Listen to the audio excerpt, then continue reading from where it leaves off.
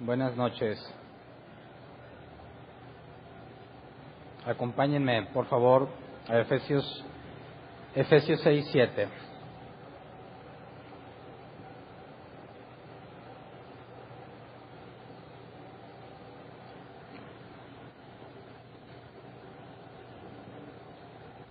Nueva versión internacional dice: sirvan de buena gana, como quien sirve al Señor y no a los hombres.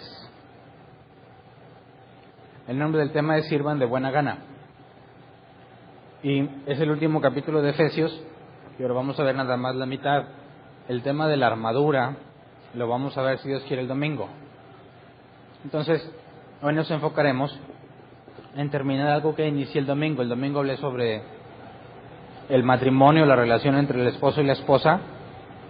Y en el capítulo 6, hasta el versículo 10, si no me equivoco, termina el asunto que empezó desde el capítulo 5, porque en el contexto cultural de la carta, en aquellos tiempos, cualquier familia o la vida familiar cotidiana incluía 3 tipos de relaciones: esposos y esposas, padres e hijos, y amos y esclavos. Culturalmente, cualquier familia estaba en uno de estos roles. Eras esposo o esposa, eres padre e hijo, o eras esclavo o amo. Entonces, Pablo hace referencia a las tres tipos de relaciones en la vida familiar, y la que analizamos el domingo es la primera que Pablo alude, la relación entre el esposo y la esposa. La idea hoy es enfocarnos a las siguientes 2, padres e hijos y amos y esclavos, y sobre todo ver lo controversial que puede ser la forma en la que la Biblia maneja la esclavitud. Muchos ateos han manejado este tema de la esclavitud como algo malo en la Biblia. Se han quejado por la forma en la que la Biblia hace relación a la esclavitud, y la idea es que podamos aclararlo para poder, primero, entenderlo bien, y segundo, poder dar defensa cuando se nos cuestione sobre este tipo de cosas.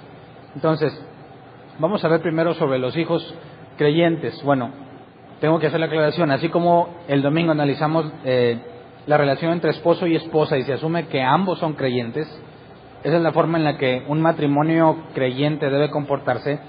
También en el caso de los padres e hijos y amos y esclavos, se asume que son creyentes. Es instrucción a los creyentes. Cualquier no creyente no podría vivir bajo estos criterios. Entonces, vamos a leer Efesios 6 del 1 al 3 porque hace referencia a los hijos creyentes.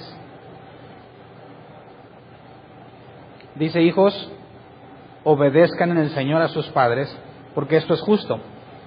Honra a tu padre y a tu madre, que es el primer mandamiento con promesa, para que te vaya bien y disfrutes de una larga vida en la tierra.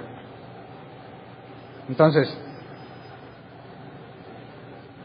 hijos, obedezcan en el Señor, nos sirve para especificar que esto es para creyentes. Ninguna persona que no sea creyente podría obedecer en el Señor, ¿verdad? Alguien no sabría que es imposible para él. Entonces se espera que los hijos que conocen de Dios sean obedientes. De hecho, Pablo considera la desobediencia a los padres como algo característico de los no creyentes. Vamos a Romanos 1, 29 al 32, porque hay 2 pasajes tanto en Romanos como en Timoteo, 2 de Timoteo, donde menciona la desobediencia de los padres entre una lista muy desagradable.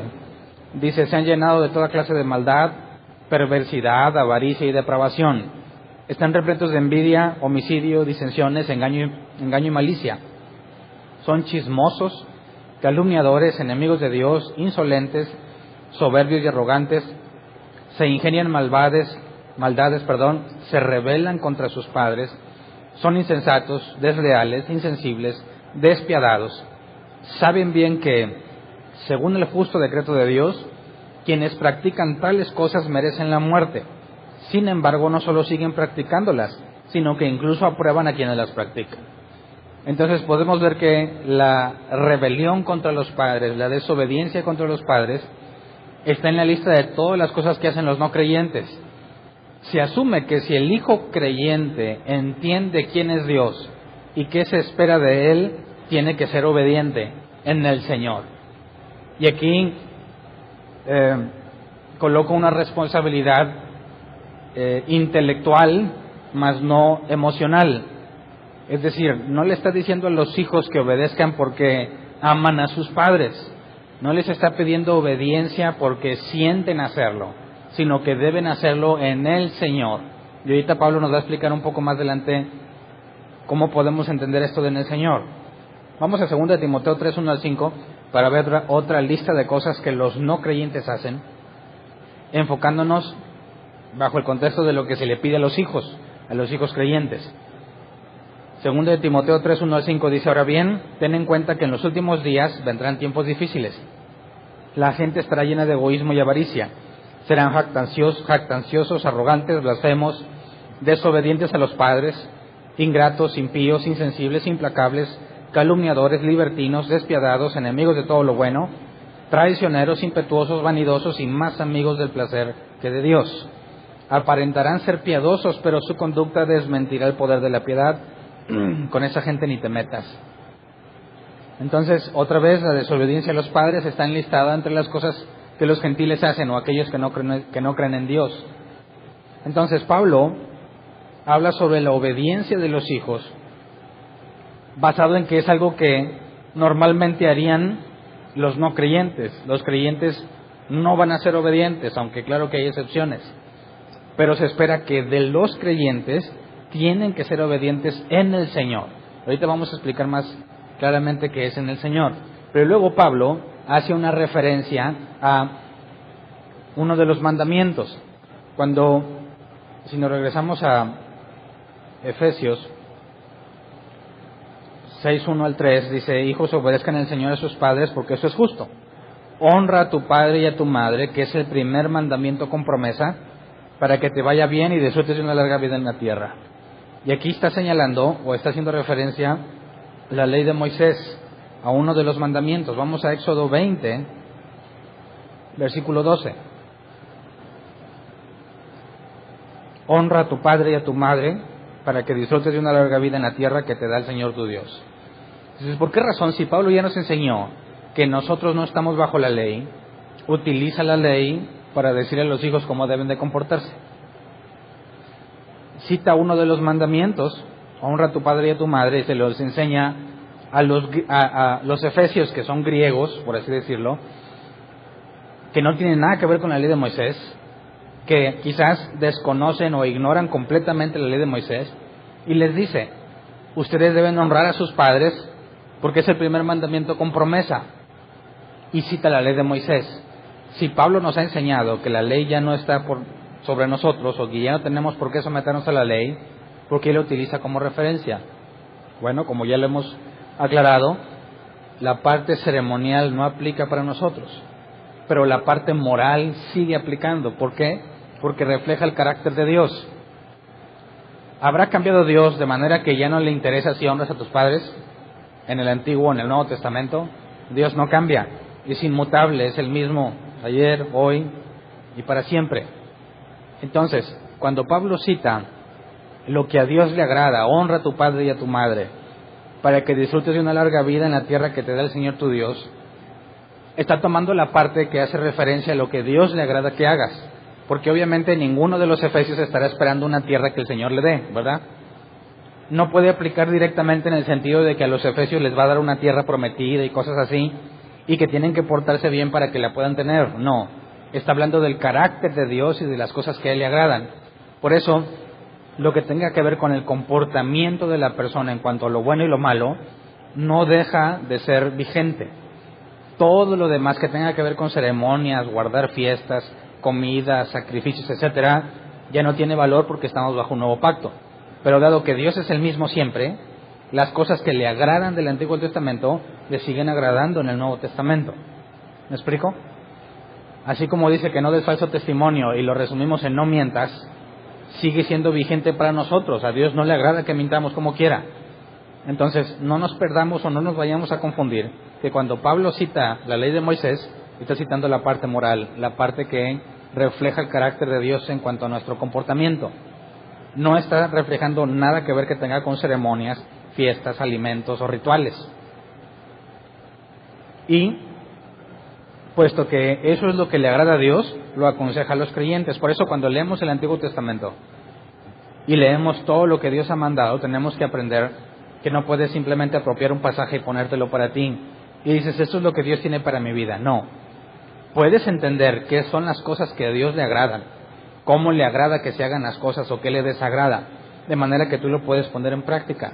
Hubo una pregunta, no sé si les comenté en el área de enseñanza, donde hablaban sobre qué tan permitido es para un creyente prestar dinero y pedir intereses. Hay distintos pasajes en la Escritura que dice que Dios no le agrada la usura y que no debemos, que si prestamos debe de ser sin pedir intereses. Entonces, algunos entran en conflicto cuando dicen, bueno, ¿qué tal si un cristiano quiere prestar dinero y cobrar interés?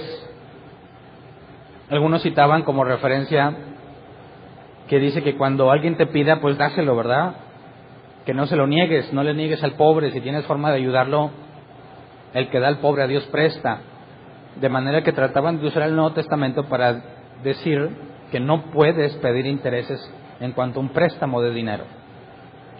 Quizás algo más práctico, imagina que tienes una mueblería y quieres vender a crédito. Si vendes a crédito, cobras un interés, ¿no? Le incrementas el precio para que resulte ganancia. ¿Un cristiano podría hacer eso? ¿Sí o no? Entonces, no hay nada en el Nuevo Testamento que te hable sobre eso, ni a favor ni en contra. ¿Cómo un cristiano podría resolver mediante la Biblia qué debemos hacer en cuanto a pedir intereses, ya que somos cristianos? Entonces vamos al Antiguo Testamento. Hay un pasaje, si no me equivoco, es en Levítico, donde dice que al extranjero sí le puedes pedir interés, pero al hermano, hablando de los israelitas, no le debes de pedir interés. Al extranjero sí, y a tu hermano israelita no. A tu hermano israelita estabas en cierta forma obligado a ayudarlo para que saliera adelante, pero al extranjero podías prestarle y pedirle interés. Entonces, ¿es malo que pidas interés? Si dijeras, sí es malo, bueno, entonces ¿por qué Dios quiere que lo hagas o permitía que se hiciera con los extranjeros? Dices, bueno, es bueno entonces pedir interés, bueno, ¿por qué los israelitas no? Entonces, pareciera que quizás hay una forma parcial en cuanto a las decisiones de Dios, de beneficiar nada más a su pueblo y perjudicar a los que no son pueblo suyo. Pero no es así, porque también la Escritura dice que al extranjero no lo debes de oprimir, ni a las viudas ni a los huérfanos, sean del pueblo que sea, sean israelitas o no. Entonces, a Dios le desagrada que pidas intereses. El interés no es algo que le desagrade a Dios per se, no es algo que en sí mismo sea malo, sino el cómo lo aplicas. Entonces, si no puedes explotar al extranjero, ni puedes aprovecharte de viudas y huérfanos, y tú quieres hoy en día, creyente, vender a crédito, ¿cómo resuelves bíblicamente cuál debe ser tu comportamiento? Bueno, si estás dentro de los márgenes y regulaciones de la ley, no hay ningún problema. Pero como creyente, estamos obligados a ser misericordiosos con quien lo necesite.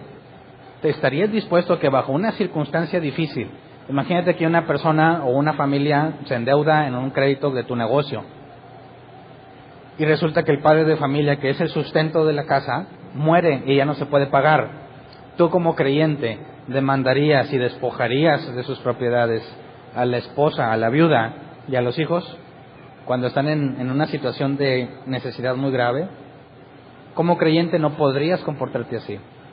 Tendrías que ser misericordioso con quien lo requiere. Y no podrías negar ayuda o cancelar deudas, porque Jesús dijo, Padre, perdona mis deudas como yo perdono a los que me deben.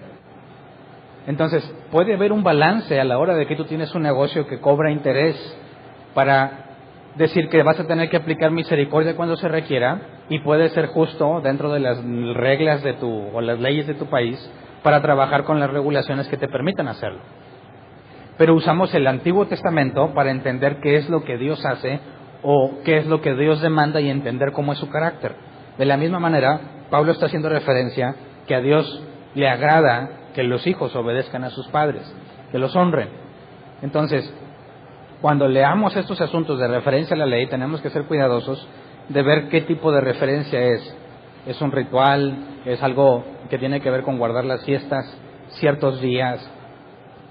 tocar o relacionarse con cosas inmundas, ese tipo de cosas ya no aplican para nosotros. Pero la parte que tiene que ver con nuestro comportamiento ético, lo que es bueno y lo que es malo, eso sigue vigente. ¿Me explico? Entonces, le está diciendo a los hijos que tienen que ser distintos a los no creyentes, particularmente en el asunto de la obediencia. Entonces, no estoy diciendo que solo los hijos cristianos obedecen, ¿verdad? Muchas personas que se declaran ateas son muy obedientes, más obedientes que los cristianos. El asunto es que si tú eres creyente tiene que haber una clara diferencia entre tú y los que no son a la hora del trato con tus padres. Pero dejo en claro, es una instrucción intelectual, no es una instrucción emocional. La diferencia consiste en que si yo soy creyente y tengo padres que quizás no son creyentes, por eso yo dije que aquí el énfasis es a los hijos creyentes. A los hijos creyentes cuyos padres no son creyentes, ¿se les debe de honrar? O Dios dice, hónralos siempre y cuando sean creyentes, si no, que te valga. Claro que no. Tenemos que honrarlos aunque no sean creyentes. Pero quizás podríamos tener un contexto difícil, ¿no? ¿Qué pasa si mis padres no creyentes fueron demasiado duros conmigo y no me nace en lo más mínimo ayudarles? Honrarlos, ¿por qué los había de honrar si me maltrataron tanto? ¿Qué haríamos en ese caso? ¿Se nulifica lo que está escribiendo Pablo? ¿O sigue vigente como quiere que honrarlos? A eso me refiero, a que la instrucción es intelectual. Es algo que debes hacer en el Señor, no algo que haces si lo sientes. ¿Me explico? Las emociones no están involucradas aquí. Es intelectual. Eso es lo que debes de hacer. Te sientas como te sientas. Por eso es, obedezcan en el Señor a sus padres. Pero bueno, todavía no explico qué es exactamente en el Señor, pero más adelante lo va a decir Pablo.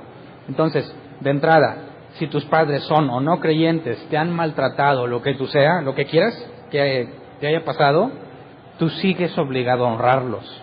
Y la honra, desde la palabra hebrea, tiene que ver con algo pesado. No me acuerdo ahorita el vocablo hebreo y no lo escribí, pero para no equivocarme no lo digo. Pero tiene que ver con peso. Algo que es, cuando tú honras algo es darle peso. En el contexto del valor en aquel entonces, pues el oro mientras más pesado más tienes, ¿verdad? Entonces cuando tú le dabas peso a alguien significa que es valioso. Yo podría considerar a alguien como de mucho peso en mi estima, por así decir, alguien a quien yo honraría. No necesariamente es alguien a quien amo, ¿ok? La honra y el amor no necesariamente van de la mano. Se puede honrar a un rey tirano, ¿verdad? No necesariamente tienes que amarlo. Entonces la honra a los padres no implica un estado emocional, implica una decisión. Lo hacemos en el Señor. Hago lo que es correcto. Entonces significa que si tus padres fueron muy malos contigo, ¿tú los debes de amar? Bueno, te preguntaría, ¿de cuál amor me hablas? ¿Filios o ágape? El amor ágape es algo que tenemos que hacer. Incluso la Biblia dice, ama a tus enemigos, ¿verdad? Y ese amor es ágape. Pero el amor filios no es un mandato. No se te manda que tengas filios ante las personas. Eso es algo que puede crecer o puede nacer en cuanto a la relación de unas personas. Puede ser que yo ame a mis padres, puede ser que no los ame porque nunca conviví con ellos. Pongamos este caso, una persona que fue abandonada desde pequeña, nunca conoció a sus padres, luego resulta que sus padres están vivos, él ya es mayor de edad y se reúne con ellos. ¿Los va a amar en el sentido filios, de tener una emoción fuerte hacia ellos? Pues en cuanto a emociones fuertes podrá sentir odio, resentimiento, coraje porque lo abandonaron. Pero un amor así de que yo te amo, Padre, y doy mi vida por ti, claro que no, ni que estuviera loco. Así que cuando la Biblia nos ordena amar a nuestros enemigos, sigue siendo una decisión intelectual y no emocional. En este caso de la honra, este muchacho o mujer que haya sido abandonado, cuando se dé cuenta que realmente sus padres están vivos, sigue teniendo la responsabilidad de honrarlos si es creyente, darles peso. Si están en necesidad, les ayudas. Como Si Jesús nos dijo que cuando tu enemigo tenga sed, dale de beber o dale de comer o lo que sea, lo hacemos por amor ágape, ¿por qué no harías lo mismo por tus padres aunque los consideres tus peores enemigos? Así que a eso me refiero en que es una decisión y una instrucción intelectual, no emocional. ¿Ok? Y lo más interesante es que muchas de las instrucciones, maridos, amen a vuestras esposas, es ágape. No te está hablando emocionalmente, sino intelectualmente, porque cualquiera que esté casado entenderá que no siempre te nace servirle a tu pareja, ¿verdad? No siempre lo haces con amor filios, o entre parejas estaría permitido el amor eros, la atracción física, pero lo hacemos intelectualmente, con amor ágape, porque es lo que se nos encomienda. Entonces, si consideramos que los hijos creyentes se comportan así, ¿qué habría sobre los padres creyentes? Un padre creyente que tiene hijos creyentes esperaría que sus hijos sean obedientes y que lo honren porque son creyentes. ¿Me explico? Ahora vamos a ver qué le dice a los padres. Vamos a Efesios 6:4. Y ustedes, padres, no hagan enojar a sus hijos, sino críenlos según la disciplina e instrucción del Señor. No los hagan enojar. Críenlos según la disciplina e instrucción. Y créeme que aquí en la traducción en nuestro idioma perdemos mucho, se pierde mucho de lo que Pablo está diciendo inspirado por el Espíritu Santo. ¿Qué entendemos nosotros con disciplinar a nuestros hijos? Una especie de régimen militar, ¿no? Hey, te me cuadras, y a mí me hablas de usted, y hablamos de disciplina en un sentido seco, frío, en donde hay un comandante y hay un subordinado que tiene que hacer lo que se le pide. A mí me repateaba, y yo lo entiendo, y lo mismo voy a hacer con mis hijos, pero a mí me caía bien gordo que me lo hicieran, que yo salía de vacaciones de la escuela, ya viejote, ¿verdad? Secundario, prepa. Yo decía, vacaciones, ya no hago nada. Pero no me podía ver papá o mamá echado en el sillón, porque luego, hey, ponte a hacer algo. Pues estoy de vacaciones de la escuela. Ni tu mamá ni yo descansamos, ni tenemos vacaciones de la casa, tú tampoco. Me caía bien gordo, pero lo mismo le voy a hacer a mis hijos. No por venganza. Oye, pero me hacían enojar, y aquí dice, no hagan enojar a sus hijos. Entonces les debo decir a mis hijos cuando estén en la secundaria, en la prepa, que no estén echados y que se pongan a trabajar aunque se enojen. Aquí dice, no hagas enojar a sus hijos. Entonces, yo he visto casos extremos donde no quieren que el querubín se enoje para nada.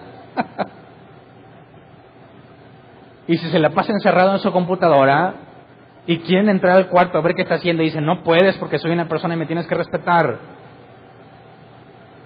Yo siempre lo demandé, nunca me hicieron caso mis papás.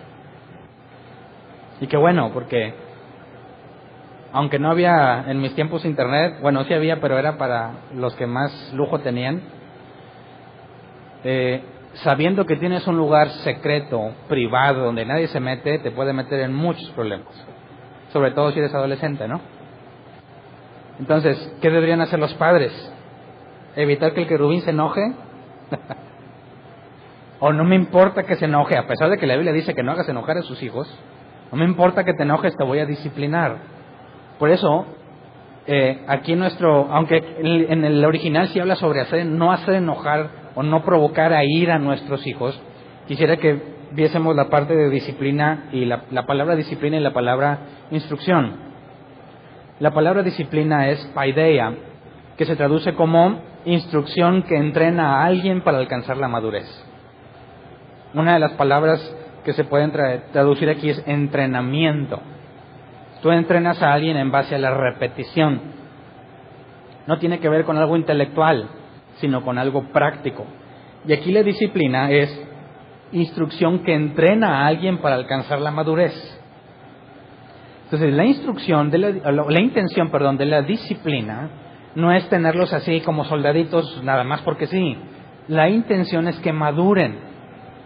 Entonces, si me tienes a mí echado de adolescente, pudiendo ganar dinero haciendo cualquier cosa, pero no me interesaba, yo quería estar acostado porque eran mis vacaciones. Cada que me decían, levántate y ponte a hacer algo, me hacían enojar. Yo no sabía de la Escritura, si no les hubiera dicho, en la Biblia dice que no hagan enojar a sus hijos.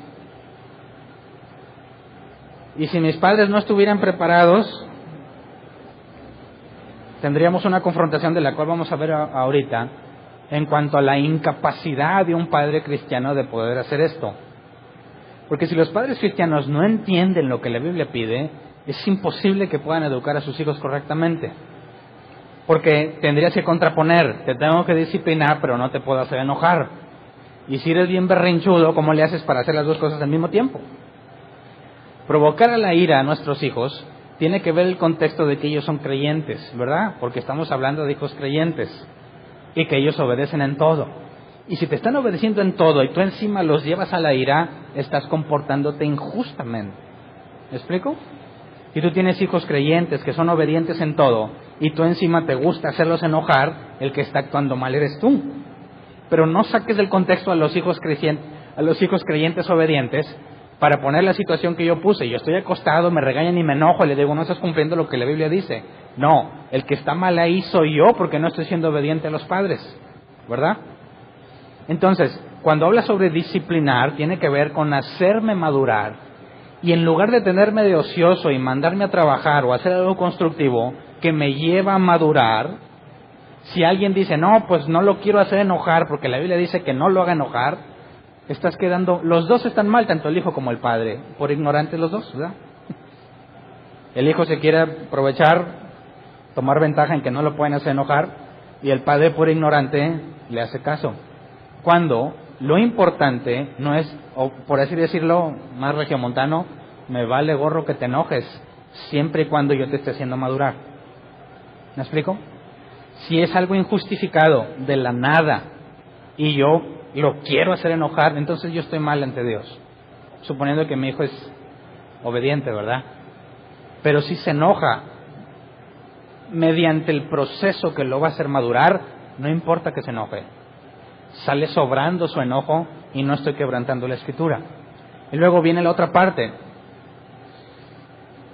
criarlo según la disciplina e instrucción, y la palabra instrucción es nouthesia, que se traduce como amonestación o advertencia.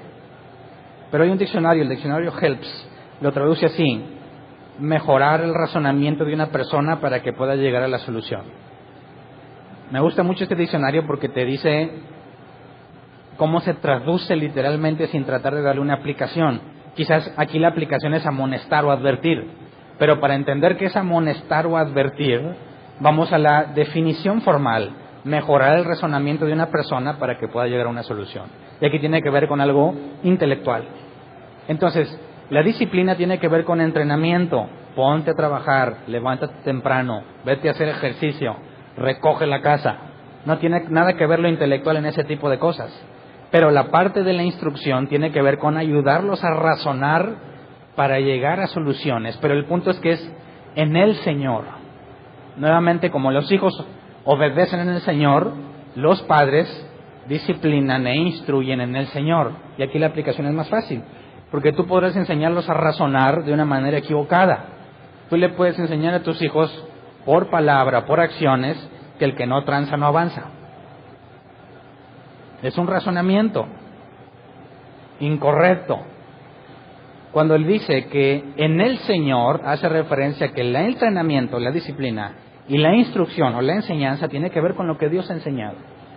Por eso, si tienes padres creyentes que dicen, yo solamente creo en Dios y no me importa, yo creo todo lo que mi pastor dice y lo que la Biblia dice aunque no lo entienda, jamás van a instruir correctamente a sus hijos. El día que tu hijo te haga una pregunta, vas a estar completamente incapacitado para instruirle, que razone para llegar a una solución en Dios.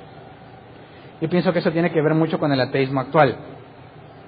Encuestas en Estados Unidos, lástima que aquí no se hacen, a ver si un día las hacemos, pero no se hacen, allá sí se hacen, a todos los muchachos cuyos padres, y no quiero ofender a nadie, ¿verdad? Pero yo digo lo que el estudio dice: padres que trataron de mantener a sus hijos en la burbuja del cristianismo hasta llegar a la universidad, es decir, kinder cristiano, bueno, acabando nuestros niveles de escolaridad, kinder cristiano, primaria cristiana, secundaria cristiana, prepa cristiana y luego toma universidad secular.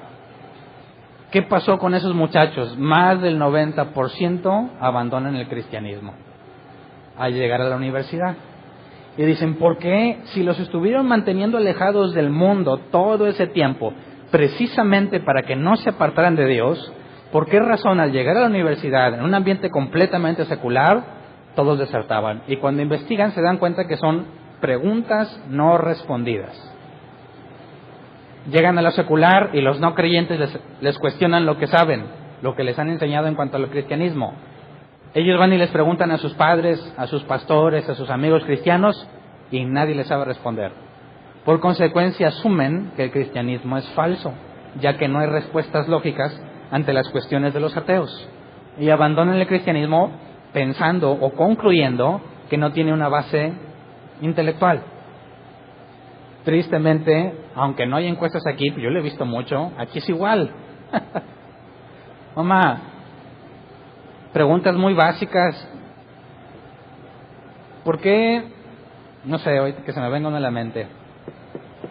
¿Por qué si Jesús dijo que todo lo que pidieras en mi nombre nos lo daría? Y hemos orado para que sane de la enfermedad en el nombre de Jesús y no sano.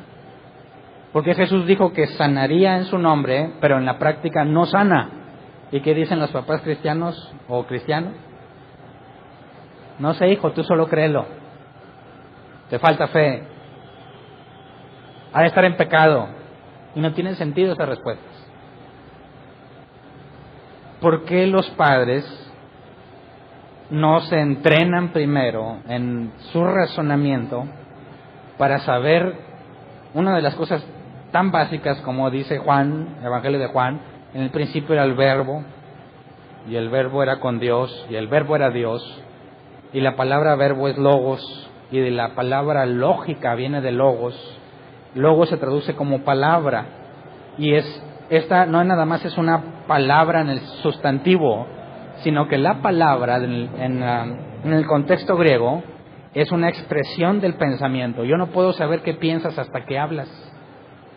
Y cuando dice que Jesús es la expresión del pensamiento de Dios, o de quién es, hay una congruencia entre lo que dices y lo que piensas, los que hablan con el pensamiento, ¿verdad? Y entonces, la palabra de Dios, el logos, de donde viene la lógica, implica la congruencia entre quién es Dios y lo que existe en el universo.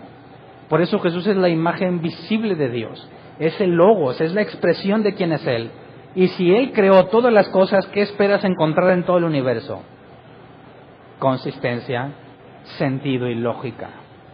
¿Por qué razón los cristianos piensan que la lógica es opuesto a la fe? Y no buscan la lógica en las cosas de Dios. Pues porque somos ignorantes, ¿verdad? Entonces, ¿cómo le hacemos para educar a muchachos creyentes que no importa que estén en escuelas seculares, no van a apantallarse porque cuando les hagan preguntas y no sepan responderlas? Bueno, esta es la parte. Mejorar el razonamiento de una persona para que pueda llegar a la solución. En lugar de decirle a tu hijo, tú solo créelo, decir, no, es que hay una forma de pensar, toda una base en la que pensamos. Dicen, oye, los milagros son algo ridículo. ¿Quién pensaría realmente que un muerto puede resucitar? Es ilógico, no existe en la vida real. Bueno, si partes de la idea de que no hay un Dios,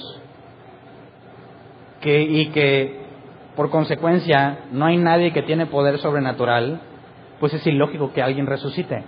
Pero si partes de la idea de que hay un Dios que creó todo el universo, resucitar a una persona es pan comido. Entonces la lógica de ellos parte de que no hay Dios, por consecuencia no hay forma razonable en que un muerto resucite.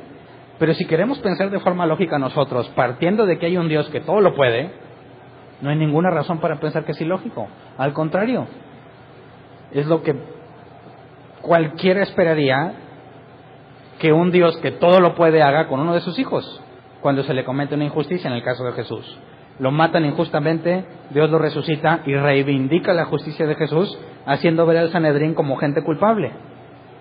No hay nada ilógico en eso si piensas en los términos de la Escritura. ¿Me explico? Entonces, se enfrentan al secularismo, les hacen cuestionamientos, ¿es ilógico que una persona resucite? ¿Cuántos resucitados has visto? Pues no, pues no. Y le preguntan a sus papás, No sé, mijo, tú créelo. Pues, ¿sabes qué? Mamá, no me convence el cristianismo, no tiene sentido. Me pides que crea en contra de la razón. No, no estás creyendo en contra de la razón. Te faltan argumentos en tu forma de pensar para que puedas concluir según Dios. Entonces, fíjate bien, a los hijos se les pide que obedezcan y que honren, y a los padres que entrenen y enseñen. Así que, ¿quién tiene la mayor responsabilidad en la relación padre-hijo? El que tiene más autoridad.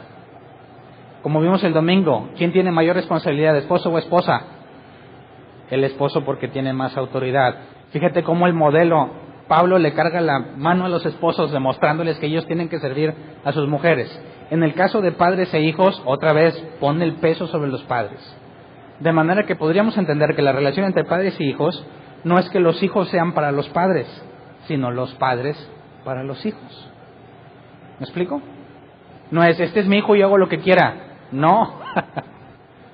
Dios le ha ordenado a él, obedece y honra. Se espera que tú, creyente, entrenes y enseñes en las cosas de Dios a los hijos. De manera que cuando hablamos de relación padres e hijos, ¿quién sirve a quién? Los padres a los hijos. Yo he conocido a muchos padres que piensan que es al revés, ¿verdad? Y dicen, no, yo ya te mantuve toda la vida, ahora me vas a mantener tú a mí.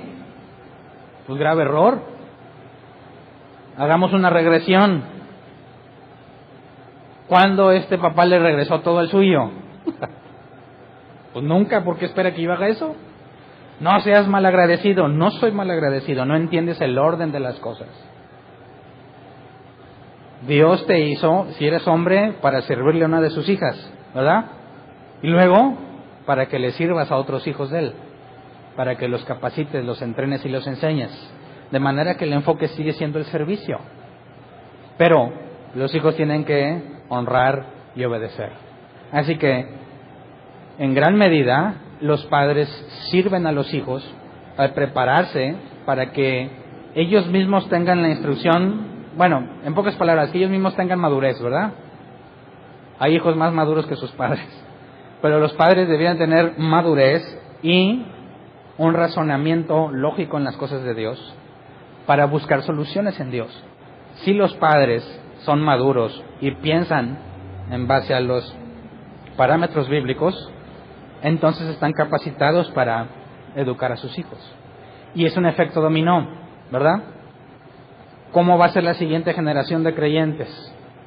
Depende de los que los padres están haciendo hoy. Si los padres es gente que entiende la responsabilidad, buscan la madurez y buscan el entendimiento y la enseñanza bíblica, tienen una buena perspectiva los hijos en cuanto al nivel de madurez que van a alcanzar y al nivel de su razonamiento para encontrar soluciones en Dios cuando estén grandes. Pero sin matrimonio, muy apenas pueden entre ellos, ¿qué esperanza le queda a los hijos? Entonces, Pablo no está hablando simplemente al azar sobre las relaciones. Hay una consecuencia entre las relaciones.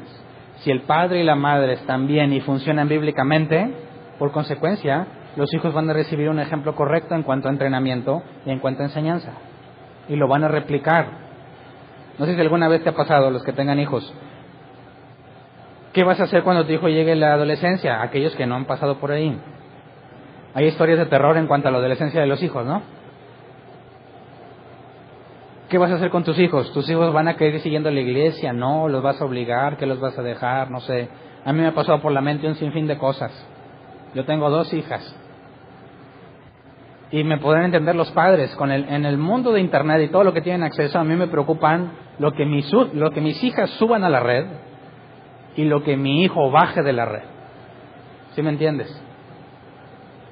¿Cómo les enseñas si no vas a estar con ellos todo el tiempo? ¿Cómo les enseñas a ser maduros y a razonar para encontrar soluciones en Dios? Es algo difícil. Y no he encontrado la solución en cuanto a un sistema que lo haga. Pero lo que encuentro en la Biblia es que no tengo necesariamente que estar enfocado en ser un policía detrás de ellos si yo hago lo que es correcto. Si trato a mi esposa como debo tratarla. Si mi relación con Dios es como debe ser. De manera que aún sin instruir o andar directamente tras ellos van a asimilar el comportamiento que yo tengo para con su madre, para con Dios y con ellos mismos. Y lo bueno es que también las cosas buenas se pegan, ¿verdad? Por eso la Biblia dice que si en el matrimonio al menos uno es santo, los hijos son considerados como santos, de otra forma serían inmundos. Porque cuando al menos uno de los dos cónyuges hace lo que le corresponde, los hijos no crecen en un ambiente completamente ajeno a Dios y tienen buenas referencias, buenos ejemplos y buena enseñanza a seguir. Así que yo dejé mis cargas en Dios en cuanto a ese aspecto. Y ya les contaré después cómo me va. Pero el asunto aquí, lo que Pablo dice y deja en claro, es que es nuestra responsabilidad partiendo en el orden correcto, ¿ok? Entonces estamos para servir a nuestros hijos. No podemos ser tiranos ni simplemente imponerles las cosas, sino que también tenemos que enseñarles a razonar. Cuando te preguntan, hijo, ¿y por qué no quieres que haga esto? A mí me caía bien gordo. Pues porque soy tu madre. Y ya. No creo que hay que llegar a ese extremo, ¿verdad? Mi madre no conocía de Dios. Pero tampoco siempre hay que darles una explicación de todo. Pero no puede ser la constante de porque yo digo, porque los deja sin la capacidad de razonar. No entienden por qué. ¿Me explico? Eso implica mucha paciencia y mucho esfuerzo. Por eso es para los padres creyentes, que se niegan a sí mismos, que en el Señor pueden hacer lo que corresponde. Fíjate cómo la dependencia de esposos, esposas, padres e hijos, la dependencia está en Dios. No dice en ningún momento que tú puedes, si te lo propones. No, en el Señor, en el Señor, en el Señor. Se asume que tienes el Espíritu Santo para poder llevarlo a cabo, porque el Espíritu Santo te guía a lo que es correcto. Entonces, podríamos concluir en cuanto a la relación padres a hijos, que los hijos no son para los padres, sino los padres para los hijos. ¿Me explico? La responsabilidad principal es de nosotros hacia nuestros hijos. Y ellos a su vez lo repetirán cuando tengan hijos, y Dios hace justicia, ¿verdad? Pasemos a la siguiente relación, la de esclavos y amos. Empieza con los esclavos creyentes. Efesios 6, 5 al 8. Esclavos, obedezcan a sus amos terrenales con respeto y temor y con integridad de corazón, como a Cristo. No lo hagan solo cuando los estén mirando como los que quieren ganarse el favor humano, sino como esclavos de Cristo, haciendo de todo corazón la voluntad de Dios. Sirvan de buena gana como quien sirve al Señor y no a los hombres, sabiendo que el Señor recompensará a cada uno por el bien que haya hecho, sea esclavo o sea libre. Entonces, ¿qué le dicen los esclavos? Obedezcan a sus amos como a Cristo. Sirvan de buena gana como quien sirve al Señor y no a los hombres. ¿Por qué razón, dicen los ateos, cuando Jesús vino al mundo, por qué no abolió la esclavitud? ¿Te lo has preguntado? ¿Por qué no dijo, basta, ya no debe de haber esclavos para que todos sean libres? ¿Por qué no hizo eso? ¿Por qué, dicen los ateos, por qué no les dio la cura contra las enfermedades más mortales de ese tiempo? ¿Por qué? Si realmente quería beneficiar a los hombres, ¿por qué no les da una cura? ¿Por qué no les enseñó sobre economía, sobre física? ¿Por qué no les enseñó sobre, no sé, la relatividad de Einstein? ¿Por qué no les enseñó algo práctico que mejorara la humanidad en general? ¿En qué se enfocó Jesús? ¿Qué es lo que enseñaba? En lo que va a venir. De hecho, el tema del que más habló fue el infierno. ¿Por qué razón, ahora que estamos leyendo a Pablo, por qué no les dijo, acaben con la esclavitud, todo lo pueden en Cristo, salgan y rebélense contra la tiranía, no es justo que sean esclavos? No les dice eso, les dice obedezcan a sus amos como a Cristo y háganlo de buena gana, como que el Señor los ve siempre, no nomás cuando los ve a su amo. ¿Por qué razón no les dice que la esclavitud está mal? Entonces nuestros amigos ateos piensan que si Jesús realmente quería hacer un bien, debió haber hecho todo eso que te mencioné y no era necesario hablar sobre el infierno, ni sobre echar fuera demonios o cosas de ese tipo, hacer lo bueno. A fin de cuentas ahorita eso es relativo, ¿no? Entonces, ¿cómo podemos entender la postura bíblica en cuanto a la esclavitud? ¿Esto implica que Pablo está hablando a favor de la esclavitud? ¿Que no tiene nada de malo que tengas esclavos? Ya que no está diciendo que no tengas o que no seas esclavo, podríamos asumir que Pablo ve, y Dios también, la ve bien que haya esclavos, que haya personas esclavizadas. Para empezar, lo que Pablo habla, o lo que está diciendo, que es en armonía con lo que Jesús enseñó, corresponde a que tu condición actual terrenal no tiene nada que ver con tu condición espiritual. Pongamos esto como fundamento. Si es cierto, si es real que hay un Dios que va a juzgar a todo el mundo y que a uno los va a tener con Él y a unos sin Él por la eternidad, ¿qué tan valioso sería comparado con tu vida en este mundo? ¿Dónde está el máximo valor si realmente hay una vida eterna? ¿En lo que temporalmente vives aquí o lo que eternamente vas a vivir? ¿Qué es más importante? Si Jesús vino a la tierra y tiene oportunidad de hablar con los seres humanos, ¿en dónde enfocaría el esfuerzo? ¿En lo pasajero y temporal o en lo eterno?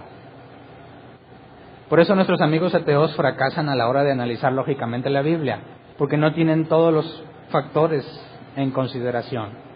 Asumen que no hay ningún juicio y que no hay eternidad. Si asumen que no hay eso, no tienen ninguna razón pensar por qué Jesús vino a hablarnos del infierno en lugar de darnos la cura contra el SIDA. ¿Me explico? El razonamiento bíblico implica asumir todas las verdades del Evangelio y llegar a conclusiones por medio de las verdades. Así que, al contrario, si Jesús sabe que la eternidad va a ser con Dios o sin Dios y viene y te dice que te lave las manos, que desinfecte los alimentos y te dé la cura contra el cáncer, sería lo más irrelevante que podría decirte, porque realmente la eternidad no se compara con el momento que vas a estar aquí vivo. ¿Me explico? Es más, lo más congruente que pudo haber hecho Jesús es enfocarse en la eternidad, ya que eso es lo más valioso que tienes. Es lo que realmente importa en la vida de una persona, a dónde vas. Así que Jesús, de manera congruente, como Pablo, se enfocan en la eternidad, no en lo pasajero de esta vida. Sobre todo, si Pablo ya nos habló que la predestinación es bíblica, si Dios en su soberanía sabe que algunos son esclavos, como más adelante vamos a ver sobre Onésimo en la carta a Filemón, si Dios ya sabe que en la esclavitud van a vivir quizás toda su vida, si Dios mismo le dijo a Abraham, tus descendientes estarán esclavizados en Egipto durante 200 años, 230 años, ¿tiene sentido enfocarte o preocuparte en ese tema en lugar de preocuparte en lo eterno? No tiene ningún sentido. Así que Pablo está diciendo, tu condición social actual no es de vital importancia al compararlo con tu eternidad. Leamos 2 de Corintios 5:17. Carta de Pablo también, ¿verdad? Por lo tanto, si alguno está en Cristo, es una nueva creación. Lo viejo ha pasado, ha llegado lo nuevo. Y eso es lo más importante que le debe de pasar a un ser humano, ¿cierto? Si esto no le ha pasado a un ser humano, está perdido, aunque sea el hombre más rico del mundo.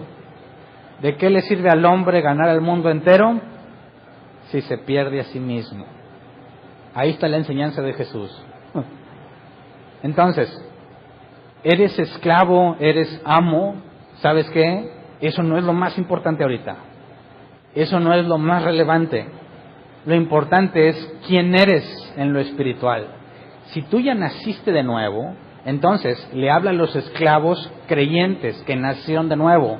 ¿Cómo manejas la esclavitud si tú eres un creyente? Vamos a 1 de Corintios 7, 20 al 23. Que cada uno permanezca en la condición en que estaba cuando Dios lo llamó. ¿Eras esclavo cuando fuiste llamado? No te preocupes, aunque si tienes la oportunidad de conseguir tu libertad, aprovéchala. Porque el que era esclavo cuando el Señor lo llamó es un liberto del Señor. Del mismo modo el que era libre cuando fue llamado es un esclavo de Cristo. Ustedes fueron comprados por un precio, no se vuelven esclavos de nadie. Ese es el punto. Ahorita socialmente eres esclavo, no te preocupes, eres libre en Cristo. Ahorita soy un amo, no te preocupes, eres un esclavo en Cristo. De manera que tu condición social no importa. Lo importante es que fuiste comprado por Jesús. Esto tiene mucho que ver con entender cuál es el mayor milagro que te puede pasar en la vida, ¿verdad?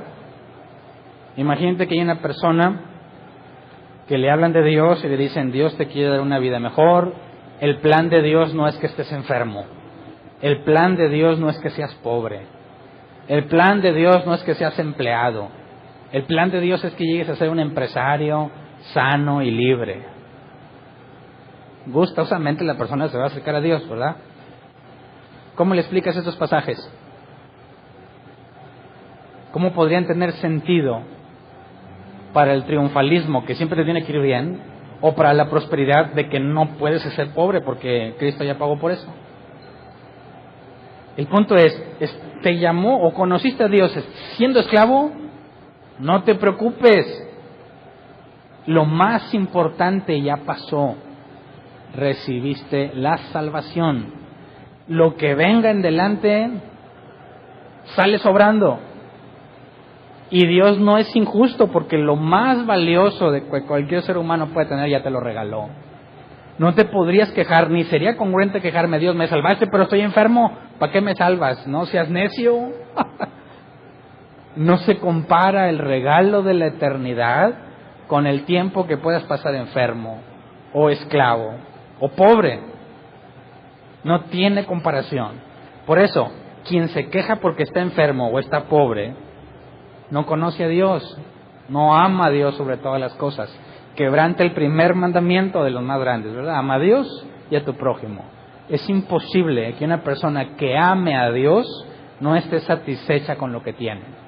Sobre todo porque dijo Jesús que pan, comida y ropa, no, pan y comida es lo mismo. Pan, techo y ropa no te va a faltar. Entonces, cuando digo, Señor, ¿qué onda? No me está yendo bien, dame más. ¿Qué implicas? Que Él está siendo injusto contigo porque no te ha dado lo que mereces o lo suficiente, cuando su Escritura claramente dice que no te preocupes por esas cosas. Así que te das cuenta que el que se empieza a quejar porque soy pobre, Señor, yo declaro ahora un nuevo nivel, dices, qué bárbaro, qué ignorancia y desconocimiento profundo de quién es Dios y de lo que la salvación es. Lo más probable es que ni salvo es, ¿verdad? Hay más parábolas. La parábola de gran precio, ¿verdad? La parábola de la perla de gran precio. Un hombre encuentra una perla, vende todo lo que tiene por adquirirla. El tesoro en el campo. Un hombre encuentra un tesoro y vende todo lo que tiene por comprar ese campo. Exactamente lo mismo pasa con los creyentes cuando encuentran que son salvos. Están dispuestos a dejarlo todo con tal de mantener eso. Todo lo tengo por estiércol con tal de ganar a Cristo. ¿Me explico? Entonces, ¿es malo que si yo soy pobre quiera dejar de ser pobre? No, versículo 21. ¿Eras esclavo cuando fuiste llamado? No te preocupes. Aunque si tienes la oportunidad de conseguir tu libertad, aprovéchala. Es exactamente lo mismo en el caso de los pobres y de los enfermos. Estoy pobre, ¿tengo que ser feliz pobre? No estoy diciendo que seas feliz siendo pobre. Estoy diciendo que debes de estar satisfecho aún si eres pobre. Y es algo completamente diferente. ¿Me explico? Tienes el caso de un esclavo. Dice, pues Cristo ya me libertó. Pues sí, pero sigo teniendo un amo. ¿De qué me sirve? No, capta. Eres libre en Cristo. Ahorita voy a hablar hacia los amos, ¿verdad? Pero primero el esclavo. Tú no eres una persona inferior. Tu valor como persona no está en tu condición social. Eres una nueva criatura. Esta condición es temporal. Lo más importante ya lo tienes. Si realmente sabes lo que Dios te regaló, aún de esclavo vivirías agradecido, ¿verdad? Vivirías agradecido. Pero si existe una posibilidad en la que puedes dejar de ser esclavo, aprovéchala. Eso significa que, pues soy un cristiano y mediocre, que al cabo que yo ya tengo la vida eterna. No, este pasaje nulifica la idea de que tenemos que ser mediocres. Porque si existe la posibilidad de que dejes de ser esclavo, aprovéchala. Si no existe la posibilidad, no te preocupes. ¿Entiendes? Pongamos el caso de un enfermo. Tienes una enfermedad que quizás le llamen incurable. Significa que, pues ni para qué tomo medicinas. Que al cabo yo ya me salvé. No, si alguien te habla de una posibilidad para erradicar esa enfermedad en tu cuerpo, aprovéchala. Pero si te dicen, es imposible, no hay nada, entonces no vivas angustiado porque no vas a sanar. Lo más importante ya lo tienes. ¿Me explico? Entonces, si yo estoy en una situación de pobreza, yo debo de vivir satisfecho. Pero si puedo hacer algo para salir de ahí, lo voy a hacer. ¿Me explico? Ni un lado ni el otro. Ni aquellos que siempre quieren prosperar porque no entiendes qué es ser agradecido. Ni aquellos que dicen, yo siempre quiero estar pobre. Tampoco si puedes hacer algo por sacar adelante a tu familia. Entonces aquí nos lleva a un equilibrio. Esclavo, no hay nada que puedas hacer para librarte, no te apures. No te preocupes. Eres una nueva criatura, esto es temporal, lo importante es lo que viene. Hazlo todo como si lo hicieras para Dios, hay recompensa. ¿Puedes hacer algo para salvarte, sacarte de la esclavitud? Aprovéchalo. Así que ni para un lado ni para el otro, depende de mi situación. Hay oportunidad, la busco. No hay oportunidad, ni modo. Pero tengo que vivir agradecido y satisfecho, porque es lo único congruente que puedes hacer si entiendes lo que es la salvación, ¿verdad? Entonces, ¿estará diciéndonos Pablo que está bien que tengas esclavos? ¿O está mal que tengas esclavos? Al leer ese pasaje, ¿entenderías que puedes tener un esclavo o que no debes de tener un esclavo?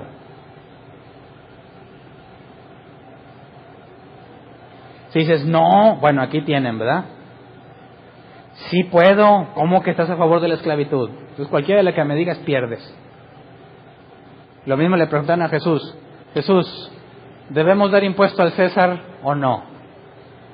Cualquiera de las dos le perjudica. ¿Qué contestó Jesús?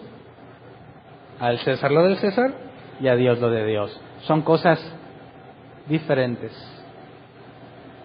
Entonces, ¿de qué me está hablando aquí? ¿A favor o en contra de la esclavitud? Ni a favor ni en contra. Habla de tu comportamiento como creyente, aceptando que si Dios tiene control de todo y ahorita eres esclavo, no está fuera del control de Dios, ¿verdad? Y que si hay una oportunidad para dejar de ser esclavo, tampoco eso está fuera del control de Dios. Así que a mí me corresponde hacer lo que esté a mi alcance para hacer, entendiendo que Dios ha organizado todo lo que estoy viviendo. ¿Me explico? Si me dicen, no, pues mira, yo voy a ser pobre, yo por eso ni estudio, ni trabajo, al cabo que se haga lo que Dios quiera. Necio. Si tienes la oportunidad de estudiar y trabajar para ganar una vida mejor, aprovéchala. ¿Me explico? Entonces, en cuanto a la esclavitud, ¿tendrías creyentes esclavos que no le importa que su amo no los vea? Están conscientes de que Dios siempre te está viendo y harías lo correcto para Dios, como si Él me viera siempre, cosa que es un hecho. De manera que yo no voy a ser un buen trabajador cuando mi jefe me esté viendo, porque si lo hago para mi jefe, en eso voy a terminar. Ahí viene el jefe, muy trabajador, ya se va y, viejo me cae gordo. Pero si lo haces para Dios, tienes un problema. Él está en todas partes y lo ve todo. ¿Cuándo podrías tomarte un descanso sin que te vean? Nunca. Nunca podrías, porque Dios siempre te está viendo. Así que por eso hazlo como para Dios, que siempre te ve. Y no hay oportunidad para decir, al cabo que, como los cristianos pensamos que nadie te ve cuando pecas, ¿verdad? Pero ahí está Dios. En su cara lo estás haciendo. Pero pues bueno, nos engañamos a nosotros mismos. Entonces, si tienes esclavos así, ¿qué se le dirá a los amos? Versículo 9, Efesios 6:9.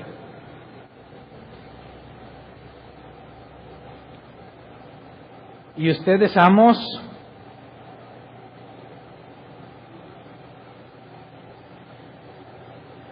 correspondan a esta actitud de sus esclavos, dejando de amenazarlos. Recuerden que tanto ellos como ustedes tienen un mismo amo en el cielo y que con él no hay favoritismos. Entonces, si yo estuviera en ese contexto cultural y tuviera esclavos bajo mis órdenes, según lo que dice Pablo, es que no puedo tratarlos como personas inferiores. Tendría que tratarlos como iguales. Pero eso no implica que van a dejar de ser esclavos, ¿verdad? Hagamos esta analogía en el trabajo. Imagínate que tú conoces a alguien de una empresa y te contratan como su gerente. ¿Cómo tratarías, gerente, a un subordinado si es creyente? ¿Y cómo debe comportarse él contigo si tú eres creyente?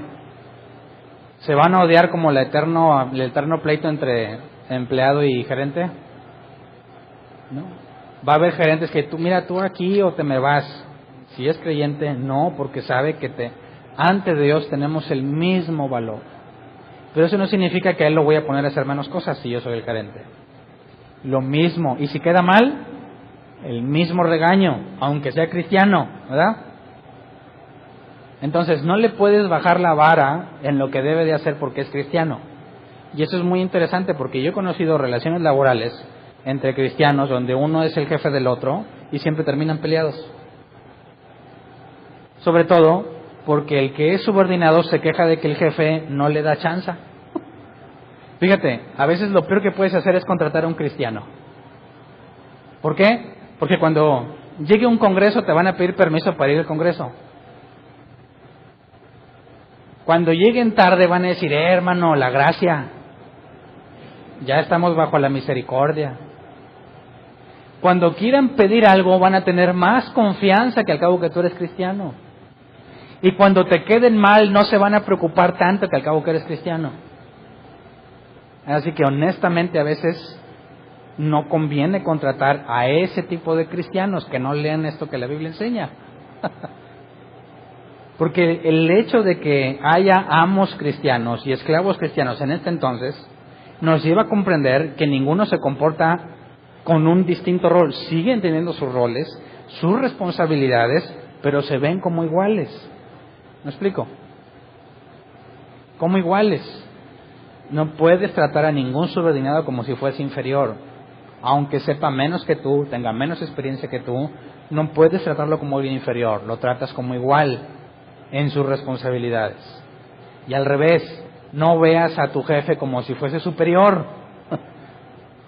No es superior en ningún sentido. Hablando del valor de la persona, ¿verdad? Somos iguales, pero con distintas responsabilidades. Entonces, dice, recuerden que tanto ellos como ustedes tienen un mismo amo en el cielo. Así que los dos, a fin de cuentas, somos esclavos del mismo Señor. No tengo por qué sentirme más que tú, ni menos que tú. Los dos somos esclavos. Pero la idea, fíjate, es que si los esclavos se comportan así, siempre hacen las cosas bien, dicen, no tienes por qué amenazarlos. ¿Trabajas o te me vas? No corresponde a un creyente. Estar trabajando con una persona que nada más está amenazando es muy estresante. ¿Alguien ha tenido un jefe así? ¿Que por todo te amenaza? Bueno, nunca seas un jefe así. No necesitas estar amenazando al que hace su trabajo, ¿verdad? Claro que hay unos que sí se merecen la amenaza. Y no es amenaza, es advertencia. Si sigues así te vas a ir. Entonces, ¿cómo Pablo maneja las relaciones o las construcciones sociales de aquel tiempo? Está en completa armonía en cómo Jesús las manejó, dándole importancia a lo espiritual sobre cualquier construcción social, sobre la enfermedad, riqueza, pobreza, lo que sea. Lo más importante es dónde vas a pasar la eternidad. Así que no puedes usar la Biblia ni para apoyar la esclavitud, ni para negarla, porque simplemente no habla ni a favor ni en contra. Sea cual sea la construcción social donde vives, tú debes de hacerlo como para el Señor, no como para los hombres. Seas amo, seas esclavo. seas esposo o esposa, hijo o padre, siempre es en el Señor. Entonces, cuando Él dice, hijos, obedezcan en el Señor a sus padres, hace referencia a eso. Por lo que Dios me ha dado, por lo valioso que me ha concedido, no tengo más que regresar en obediencia, que es imposible pagarle como quiera, pero ser congruente con lo que yo creo que tiene valor. Cualquier cristiano que dice que es cristiano no puede mostrarle más amor a cualquier otra cosa que no sea Dios.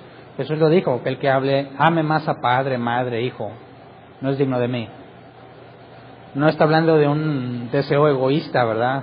De que nomás lo ames a Él, como la novia celosa que siempre pintan. Habla de congruencia. Cualquiera que diga que es cristiano y que conoce a Dios, pero al mismo tiempo demuestra que otras cosas son más valiosas que Dios, pues entonces es un mentiroso. Es incongruente. Necesitamos ser congruentes y es de lo que habla aquí. Entonces, en cuanto a las 3 relaciones en la vida familiar, esposo o esposa, padres e hijos, amos o esclavos, se reducen lo que dijimos en el tema inicial: sirvan de buena gana, como para el Señor, no como para los hombres. Ningún creyente puede quitarse la idea de que Dios no está ahí y que puede hacer lo que quiera. Siempre tenemos que estar conscientes, como Elías dijo, vive el Señor en cuya presencia estoy. Sabía que ahí está y que siempre lo está viendo y que es imposible hacer algo sin que se dé cuenta. Entonces tenemos un gran peso encima, ¿no? Y si leen Colosenses 3:18 a Colosenses 4:1, Pablo recomienda esencialmente lo mismo a los colosenses que lo que dice en Efesios. Lo mismo para las esposas y esposos, lo mismo para los padres y hijos, y lo mismo para esclavos y amos. Entonces podemos ver que el contexto cultural de aquel entonces, la esclavitud era algo aceptado como una forma de vivir. Por conclusión, nosotros podríamos decir que puedes tener un esclavo en tu casa, que al cabo que la Biblia no habla ni a favor ni en contra. Pues claro que no. Nuestro contexto cultural no acepta la esclavitud y es ilegal tener esclavos. Pero ¿qué tal si vives en otro país donde está permitido? Tienes responsabilidades entonces. Fíjate cómo no nos está demandando cambiar la sociedad, sino ser congruentes en medio de la sociedad, congruentes con lo que hemos entendido y lo que hemos creído. Entonces, no olvidemos que nuestra motivación es el amor a Dios. Aunque hay recompensa por lo que hacemos, si tu motivación está en la recompensa, ya te perdiste y te desviaste. Nuestra principal motivación es que amamos a Dios. Por eso lo hacemos. Y lo bueno es que de pilón hay recompensa. Pero si pones los ojos en la recompensa y olvidas el amor de Dios, cometes un grave error. Y ya más adelante leeremos la carta Apocalipsis, donde habla de los Efesios. Está todo bien padre, pero dejaste tu primer amor, ¿verdad? Bueno, hasta aquí. Vamos a ponernos de pie y vamos a orar. Así que si estás enfermo, no te preocupes. Si hay oportunidad de que sanes, aprovéchala. Si estás pobre, no te preocupes. Pero si hay oportunidad de dejar de ser pobre, aprovéchala. Esto echa por tierra la prosperidad y el triunfalismo. No hay ninguna razón para que siempre esté enfocado en dejar de ser lo que soy. Debo de estar satisfecho con lo que soy, agradecido, pero si existe la oportunidad la tomo, ¿verdad? Así que no seamos mediocres tampoco. Vamos a orar. Señor, nosotros estamos en al menos 2 de las situaciones aquí presentadas. Todos somos esclavos tuyos y todos somos hijos. Quizás entre nosotros hay algunos que aún no se casan, pero los que están casados, Señor, los que estamos en 3 de estas relaciones, la esclavitud no en el sentido social, sino la esclavitud para contigo, ayúdanos a hacer las cosas como corresponden. Ayúdanos a que seamos esposos o esposas bíblicos, sirvientes de nuestra pareja. Ayúdanos a que si somos hijos, honremos a nuestros padres y los obedezcamos siempre que sea de acuerdo a tu voluntad y que nunca la contradiga, Señor. Es primero obedecerte a ti antes que a los hombres. Pero si no hay nada malo en obedecer lo que nos piden, o es correcto que los honremos, danos la sabiduría para que si acaso en lo emocional nuestros padres no merecen que tengamos emociones agradables hacia ellos, que podamos entender que en el Señor, en ti, guiados por tu Espíritu Santo, debemos hacer lo correcto. si están en problemas, que hagamos lo correcto para ayudarlos, que siempre hagamos aquello que les resulte benéfico desde el punto de vista tuyo, Señor, aunque les moleste, que hagamos lo correcto de acuerdo a tus principios y a tus estándares. Señor, que si somos padres podamos disciplinar en el sentido bíblico de entrenar y que podamos instruir, que podamos enseñarles a razonar para encontrar soluciones en ti. Que primero nos enseñes a nosotros a hacerlo correctamente, que lo podamos aplicar en nuestras vidas, que tengamos madurez de la cual habla la Biblia y que tengamos un entendimiento de acuerdo también a la nueva naturaleza que nos has dado, para que con el diario vivir y con el diario enfrentarnos a las situaciones, nuestros hijos puedan tener un buen ejemplo, que puedan ver en nosotros la forma correcta de razonar de acuerdo a tus principios y la forma correcta de vivir para alcanzar madurez. Si nos falta, Señor, sabiduría, si nos falta madurez, si nos falta entendimiento, sabemos que es tu voluntad que lo recibamos y lo pedimos confiando en que lo recibiremos. Señor, danos lo que nos hace falta para que podamos servir a nuestros hijos como debe de ser. También en nuestras relaciones laborales, aunque no aplica la esclavitud tal cual para nosotros, en nuestras relaciones laborales para con los demás, enséñanos a hacer las cosas como para ti, no como para nuestro gerente, nuestro jefe. Quizás la empresa a la que le trabajamos no se lo merece, pero tú mereces que seamos congruentes en nuestras acciones. Así que enséñanos a enfocarnos en hacerlo para ti. Que lo que hagamos, ya sea que nos vean, no nos vean o no lo reconozcan, sabemos que nada es en vano de lo que hacemos para ti. Sabemos que hay recompensa en lo que hacemos para ti, pero que no sea la recompensa nuestra motivación, sino que sea el amor que nos has dado. Nosotros te amamos porque tú nos amaste primero. Que sea el amor lo que nos guíe, Señor, para hacer lo que te agrada, porque queremos agradarte, más que la recompensa o cualquier cosa que podamos recibir beneficiosa. Si entre nosotros hay gente que está en crisis, pero hay algo que puede hacer para salir, que lo aprovechen, Señor, enséñanos a encontrar la solución. Si alguno de nosotros no tenemos solución a nuestro problema, enséñanos a vivir agradecidos a pesar de esa situación, sabiendo que lo más valioso ya nos los has dado, Señor, y que podemos descansar en tus promesas. De entrada, a ti sea la gloria y la honra en todo lo que hacemos, Señor. Gracias. Amén. Pueden sentarse. ¿Alguien tiene una